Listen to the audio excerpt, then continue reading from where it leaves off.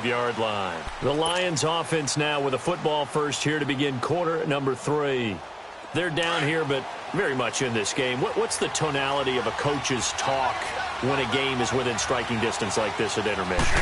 Typically, what they're doing is emphasizing the things that went well in the first half and wanting more of that. Sure, you've got to go over some of the errors and clean up some things because there's a reason you're down. But overall, I think they want to stay positive, stay up with this team. We're just starting the second half, and we've got the football.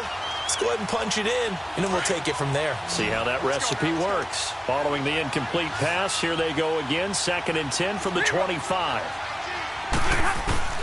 Back to the air. Stafford on 2nd down. He hits Riddick underneath. And he's able to get out to the 32, brought down there. Call it a pickup of 7, and that'll lead here to a 3rd down. 21. A shotgun snap for Stafford. And he'll find Golladay. That's complete. And he'll be taken down, but not before they work it across midfield.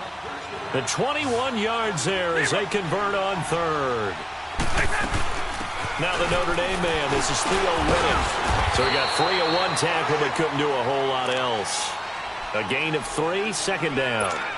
They tried a quick hitter inside, but that one was swallowed up because what they're hoping, those big defensive linemen will take the bait and move laterally and open up a crease that they can run through. Didn't happen on that play. On 2nd down, here's Stafford. Going up top. Got a man, it's caught inside the 10. And he takes it down deep into enemy territory. It's a big play there for the Lions. And even 40 yards. All right, here we go.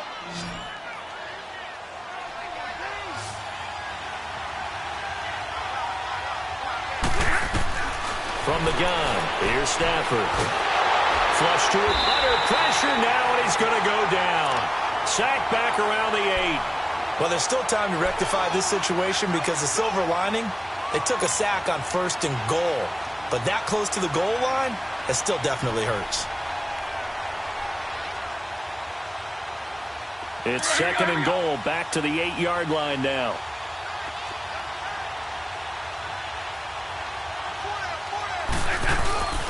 They get it to him running left. And he takes this one in for a Lions touchdown.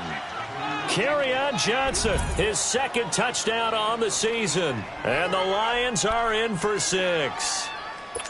Good start to the season for him. He had the touchdown last week in the opener and a 2nd one in week 2 now. How about the pace he's already established, right? Not sure he can keep it up for an entire season, but don't burst the bubble because he thinks that he can. Do guys go into a season with a goal for touchdown scored or yardage? What do you think? I think every single one of the guys who's going to touch the football, they all have those types of goals. They all have those types of thoughts. And then they just have to see how the season unfolds if they can stay with it. Unfolding so far so good for him. That'll be taken in the end zone. And the decision to come out is going to cost him 5 as he's taken down right at the 20. Now we'll look at the Chargers offense. They get ready for their first possession of the second half. They're down in this game. A chance for the offense, though, to put something on the board, get some momentum here in half 2. Try and get things kick-started for them. And you know at the half, they discussed how they were going to get that done. This is where scripting comes into play a lot of the time. How many plays do you script coming out of the second? Most of the time in the first half, you're scripting 12 to 16. I think in the second half, you're really scripting more like 8 to 10. Kind of a starter or an opener, whatever terminology they use. Just something to get you off to a quick start. They'll come out throwing here to start the drive. Flushed out right. And he's got room. The ball comes out, but this will fortunately wind up out of bounds. The improv on the scramble there gets him 6, and it'll be 2nd down. Now, I have to admit, partner, that I've often thought that I don't like this rule. Where the offensive player fumbles the ball, it goes out of bounds, and they get to keep it.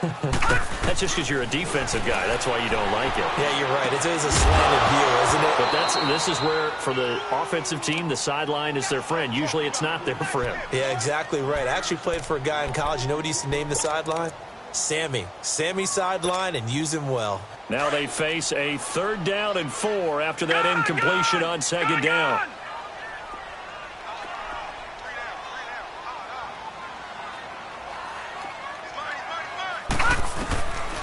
They'll look to throw. Oh, able to avoid him. And right side, Henry's got it. And give him 5 yards there, and it's enough for the first. 3rd and 4, he did just enough, and I mean just enough to move the chains. And that's all you're looking for, right? Just want to keep the drive moving. You don't need the big play there. Just get to that marker that you described, and he was able to do just that. This quarterback now 9 of 15 throwing the ball, 60%, and it's 1st and 10.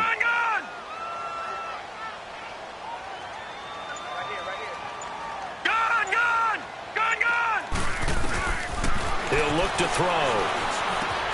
He gets this in the hands of Mixon. And he'll bring it up here to right at the 40-yard line.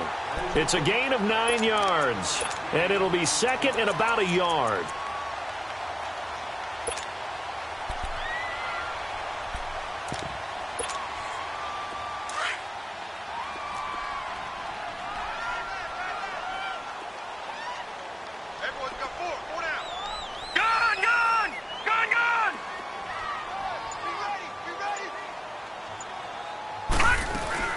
They'll run it now out of the gun. And he's got some space here. He's at the 30, 10. Touchdown, LA. A big play there. His 2nd touchdown on the season. And the Chargers are able to strike for 6. And on that long run, maybe the defense caught napping a little bit. The concentration level may not have been there. I agree with you on that one because those types of plays, when you need a result like that, they're almost like big bolts of lightning, aren't they? Whoosh, and off he goes. Sturgis adds the PAT, and that will make this a 4-point game.